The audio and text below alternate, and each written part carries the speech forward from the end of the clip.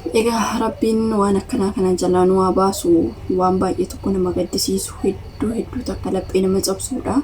So akkuma argaa jirtan kana Filiippiiniin tuni daa'ima waggaa 7 ajjeestee jedhanii ajjeestee lubbuu ishii baastee duuti itti faradamee jedhan. Egaa itti faradamee miidiyaa irratti akkasumas immoo imbaasiin Saawudi Arabiyaa poostii godhee tan arge.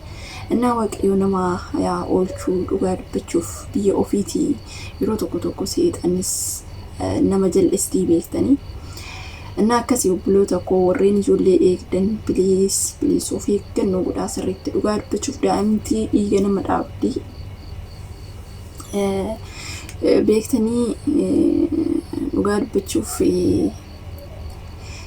intinni nama fixachiisti obsa nama fixachiisti garuu immoo nuti daa'ima nama agana intinni isheen jenna jedheetu yaadu baay'ee ulfaataadha haalli daa'imaa sanuu daa'ima isaanii dhiisaa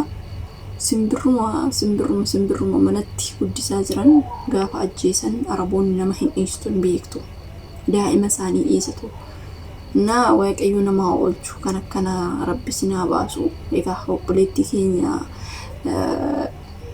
yeroo darbee sagalee ta'aa fi uummanni qarshiidhaan illee kadhannaadhaan illee ishee gargaaraa turan Laayilaa hin beektu Saawudi Arabiyaatti waggaa 13 lakkoofsistee jirti jedhanii dhugaa dubbachuuf mucayyoo sun qarshiillee kennanii lubbuun isheetillee akka biyyaatti lubbuudhaan irree akka biyyatti galtu gochuudhaaf turanii garuu hin danda'amne.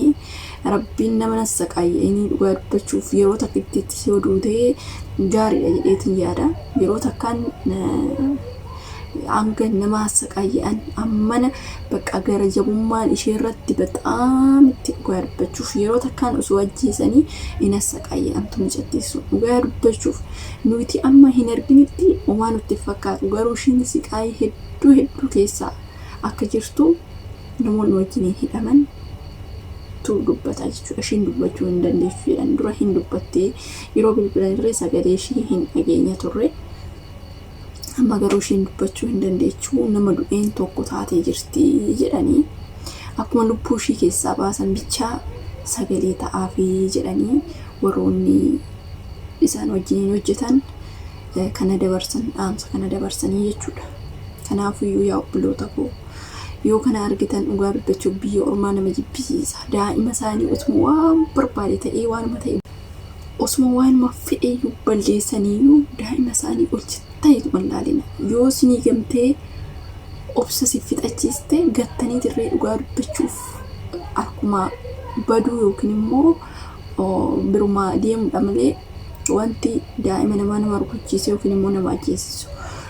Dhugaa dubbachuuf ani usuman nasuma isaan bira hojjedhee daa'ima isaanii waa miidhaa irraan gahu anan dhiisatoo anan ajjeesu dhiisatoo Rabbi waa iqarribadu yaa Rabbi iqarnaa jedhee daa'ima isaanii ijuma amaadhan isaanii maal beekti isaaniidha. Kanaan an akkanam godhuusii miti godhu jechuun ani namni jaallateetis seexanatu godhi manfasiitu irra jiraate daa'ima sana akkas godhi jedha malee namni doolaalu oduma beeku waan akkana kana hin hojjeta jedheetu hin yaadu ani gara kiyyatti jechuudha. Kanaafuu yaa obboloota koo sirriitti of eeggannoo godhaa. Warreen ijoollee bira hojjetan Rabbumti obsa isiniif haa kennu. Hanga ta'e taaggaza of eeggannoo godhaa. Maaliif jennaanii siqaayii mucayyoon tun asaqaayamtee yoo gadi baa hedduu takka nama gaddisiisa. Kanaafuu sirriitti of eeggannoo godhaa. Mucayyoon tun siqaayii hedduu keessa jirti.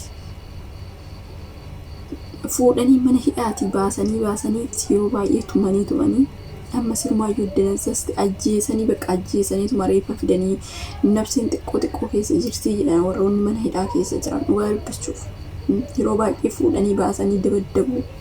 Isaan maal rakkatan hin dabaddabsiisu bakka amma ijoollee isaanii yaadatan amma daa'ima isaanii isa yaadatan birriidhaan poolisiitti bitanii dabaddabsiisu jechuudha. Asxaqaayee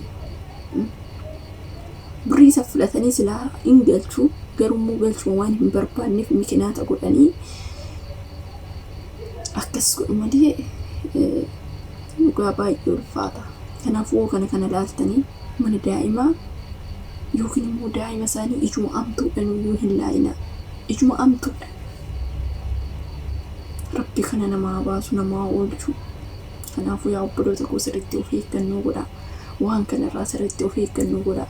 Rabbi namaa baasu. Kanas manfasii namarra teechee waan akkana nama hojjisiistu maqaa Rabbiitiin yaawwattu. Kanaafuu osuma waan fe'eeyyuu ta'e waan akkanaa kana intiniin jedhina sirriitti of eeggannoo godhaa isiniin jedhaa. Kuni dhaamsa kiyya yaa obboloota kiyya. Dhugaa dubbachuuf siqaayee intalli kun achi keessatti argaa jirtu. Siqaayee miciyyoon kun achi keessatti argaa jirtu baay'ee takka nama ajaa'ibsiisaa jechuudha. Kanaafuu tokkoffaa miciyyoon tuni reefu ji'a 3 akkas guutti jedha nama dhufteetoo ilaala. Namni ji'a 3tti daa'ima tana obsa fixatee ji'a 3 keessatti akkana hin godhan jedhu beektanii manfasuma irra jirtutu daa'ima tana harkatti miidhe malee tarii ani hin beeku. Kanaafuu waan fe'e yaa afuutii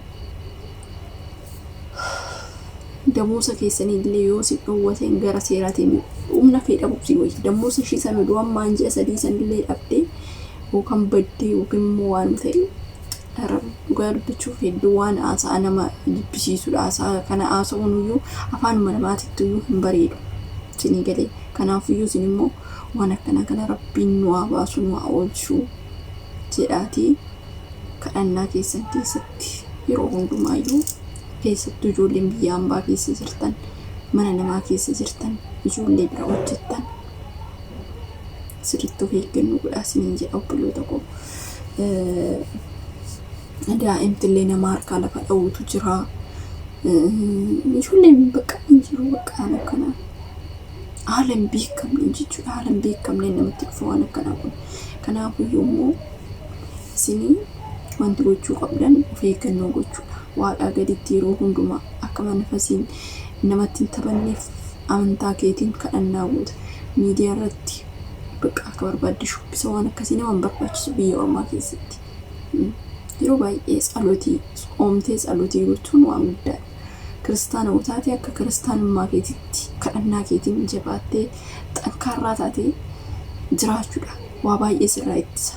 Sigalee musliima irra yoo taate akkasumatti amantaa keetiin jabduu taatee goobasii taatee sagaddee waaqa kee galateeffatte homaa hin dhabdu jechuudha. Kanaaf kana beekuu qabdu malee tiktook irratti baatanii sirbuu waan akkasii kana waa baay'ee sin dagachiisa. Jireenya keessan sin dagachiisa. Sirbii homaa faayidaa takka illee sin hin qabu. Fooloon sinarraa miliyoona meeqatama namni qabu maafi faayidaa sin galee. Maafi faayidaa waan guddaa sinitti yookiin immoo qarshii sinitti fakkaata malee. Akkasii of eeggannoo gochuun immoo namarraa eegama. Sirriitti of eeggannoo godhaa isiniin jedha obboloota koo. Rabbiin waa eegu nu haa tiksu. Nuti of eegnee hin dandeenyu garuu immoo waaqayyoon gaafa yeroo baay'ee gara waaqatti dhiyaattee kadhannaa keetiin illee waa hundumaan irree laphee kee qulqulluudhaan gara waaqaa gara amantaa keetitti yoo gortee waan isii eega si tiksa. Waan amaarraa si deebisaa jechuudha. Kanaafuu ba'aa sitti ulfaate sirraa kaasa. Inni homaa hin dadhabu. Kanaafuu immoo nuti obsa fixachuu hin qabnu, obsa qabaachuu qabnu. Waan akkasitti isiniin jedha obboloota koo. Yeroo baay'ee waan akkanaa kun manfasiin kun waan nama hin goone hin qabu. Seexanni namarra bultee waan isheen nama hin goone hin qabdu. Kanaafuu immoo nuti sirriitti waaqaa gaditti of eeggachuu qabna isiniin jedha. Kuni dhaamsa kiyyaa ijoollee baay'eedhaaf akka barumsa ta'u akka sirriitti barnoota ta'uuf ijoollee keessattuu lafaa dhuftuun amma dhufan ijoollee xixiqqaan kun dhugaa dubbachuuf waan kana hin dhageenye seenaa kana hin dhageenye hin jiru jechuudha. Seenaa mijattii tana hin dhageenye kanaaf isaan illee dhaga'anii akka sirriitti xinqaaqee godhatan abdiin qaba. Ingirii rabbiin lafa jiranitti isaan haa eegu. nagaan naa turaa turtii gaarii qabaadhaa. Viidiyoo biraatiin hanga walitti deemuutti baay'ee.